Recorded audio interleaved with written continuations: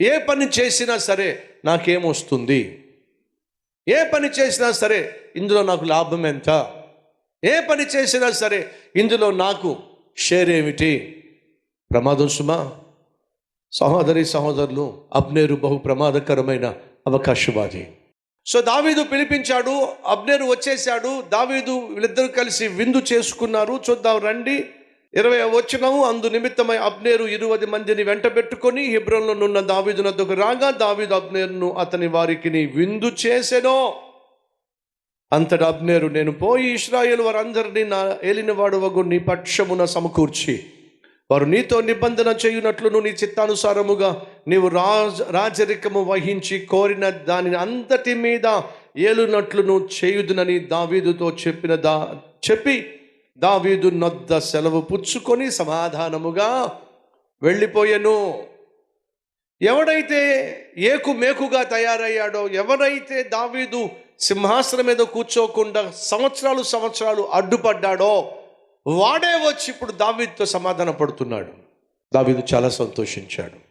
ఎవరైతే నాకు శత్రువుగా ఉండి సింహాసనం మీద నేను కూర్చొని దేశమంతా పరిపాలించాల్సిన సమయంలో కేవలం ఒక్క యూదా గోత్రాన్ని మాత్రమే పరిపాలించే విధంగా మిగతా 11 గోత్రాలు నాకు దూరం చేసి పడేశాడే, ఇష్బోషెతును రాజుగా ప్రకటించేశాడే, ఆ అబ్నేరే వచ్చి సమాధానపడి దేవుని చిత్తానుసారంగా దేశమంతటిను నువ్వు పరిపాలించు, అందరిని తీసుకొచ్చి నీ పాదాల దగ్గర పెడతానని చెప్పి సమాధానపడి విందులో పాల్పంచుకొని మాటిచ్చి వెళుతున్నప్పుడు దావీదు చాలా సంతోషించాడు. చాలా సంతోషించుంటాడు. ప్రభువా, నువ్వు అన్నట్టుగా నా జీవితంలో జరుగుతుందయ్యా. ఇశ్రాయేలీల మీద రాజుగా ఉండడానికి నువ్వు నన్ను అభిషేకించావు. అభిషేకించిన దాని ప్రకారమే సైతాన్ ఎన్ని ఆటంకాలు సౌలు ద్వారా తీసుకొచ్చిన, ఆ తర్వాత అబ్నేరు ద్వారా తీసుకొచ్చిన, నువ్వు ఇచ్చిన మాట ప్రకారం నన్ను రాజుగా, సంపూర్ణంగా ఇశ్రాయేల్ దేశం మీద రాజుగా నన్ను అభిషేకించబోతున్నావు. అంతకన్నా ఏం కావాలి ప్రభువా? సహోదరి సహోదరులు, మన జీవితంలో కొన్నిసార్లు ఆలస్యం కావచ్చు, కానీ దేవుడు మాత్రం అలక్ష్యము చెయ్యడు. శత్రువే వచ్చి సమాధానపడి విందులో పాల్పంచుకొని దావీదు పక్షమున మాట్లాడి వెళుతున్నప్పుడు ఖచ్చితంగా దావీదు చాలా సంతోషించాడు. ఇప్పుడు 11 గోత్రాల పెద్దలు వచ్చి దావీదుతో సమాధానపడి, దావీదా, నువ్వే ఈ దేశానికి 11 గోత్రాలకు యూదా గోత్రానికి 12 గోత్రాలకు నువ్వే రాజుగా ఈ దేశాన్ని పరిపాలించాలి అని చెప్పి ఆ 11 గోత్రాల పెద్దలు రాబోతున్నారు. వాళ్ళను అబ్నేరు తీసుకొచ్చి సమాధానపరిచి అభిషేకించబోతున్నాడు. ఆ రోజు రేపో మాపో జరగబోతుంది. అటువంటి సమయంలో ఒక వార్త దావీదుకు వచ్చింది. దావీదు తల్లడిల్లిపోయాడు, అల్లాడిపోయాడు. ఏమిటి ఆ వార్త? అబ్నేరు అర్ధంతరంగా మర్డర్ చేయబడ్డాడు. ఏం చేయబడ్డాడు? మర్డర్. దావీదు, ఘోరం జరిగింది. ఏమైంది? నిన్న వచ్చి భోంచేసినటువంటి అబ్నేరు 11 గోత్రాల వాళ్ళని తీసుకొచ్చి నీ ముందు పెట్టి దేశమంతటిని నీకు స్వాధీనపరుస్తారన్నాడు కదా. అవును అని చెప్పి వెళ్ళాడు. ఎక్కడ దావీదు? చంపేశారయ్యా, చంపేశారు. ఎవరు చంపేశారు? అబ్నేరు. ఎందుకు చంపబడ్డాడు? అబ్నేరుని మర్డర్ చేసి పడేశారు. దావీదు మళ్ళీ, ఏంటి ప్రభువా ఇది?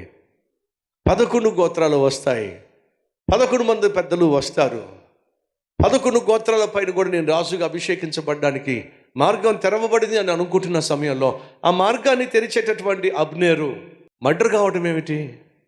24 అవర్స్లో ఎందుకు ఇలా జరిగింది?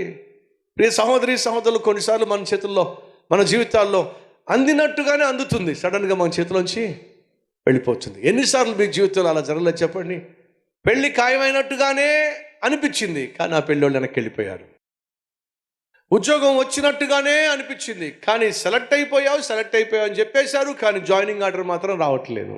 ఆ ఇల్లు కొనుక్కున్నట్టుగానే అనిపించింది, అన్ని మార్గాలు తెరవబడినాయి, ఒక అడ్వాన్స్ ఇచ్చేసి ఆ ఇల్లు స్వతంత్రించుకోవడమే. సడన్గా ఎవడో వచ్చేసాడు, ఆ ఇంటికి నీకంటే ముందుగా అడ్వాన్స్ ఇచ్చేశాడు.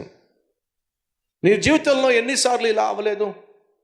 నాకు మంచి జరగబోతుంది అనుకుంటున్న సమయంలో, అద్భుతం జరగబోతుంది అనుకుంటున్న సమయంలో, శుభం జరగబోతుంది అన్న సమయంలో సడన్గా ఎవడో ఒకడు నీకున్న ఆశల మీద నీళ్లు చల్లేస్తాడు.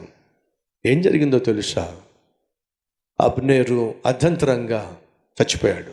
ఈ సంగమా, నేర్చుకోవాల్సిన విలువైన పాఠాలు ఏమిటి? ఎవరైనా సరే నీ జీవితంలో నువ్వు కలిగి ఉన్న అర్హత కంటే ఎక్కువగా నీకేదైనా ఇవ్వజూపినట్లయితే అంగీకరించకండి, ప్రమాదం. ఆ చూపించే ఆశ వెనుక స్వార్థం ఉందనే వాస్తవం గ్రహిద్దాం. అబ్నేర్ లాంటి వాళ్ళు ఉంటారు, యోవాబు లాంటి వాళ్ళు పక్కపక్కనే ఉంటారు, కానీ వాళ్ళ ఇష్టానుసారంగా జీవించేటటువంటి తత్వాన్ని కలిగి ఉంటారు. అది చాలా ప్రమాదం. రండి కలిసి ప్రార్థన చేద్దాం.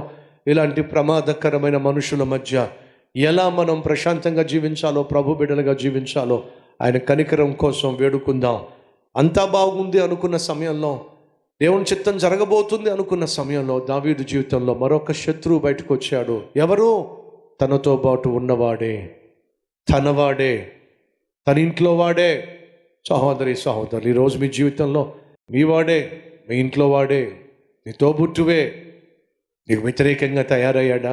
దావీదు జీవితంలో ఎగ్జాక్ట్గా అదే జరిగింది. ఆయనకు అర్థం ఏమిటి? బయటోడు కావచ్చు, ఇంటోడు కావచ్చు, స్వార్థంతో నిండినప్పుడు ఖచ్చితంగా కష్టాలు మనకు తప్పవు. కాబట్టి మన జీవితంలో దేవుని సహాయంతో ప్రతినిత్యం ముందుకు సాగాలి. ఈరోజు అందించిన వర్తమానం ద్వారా దేవుడు మీతో మాట్లాడినట్లయితే మీ హస్తాన్ని ప్రభు చూపిస్తారా?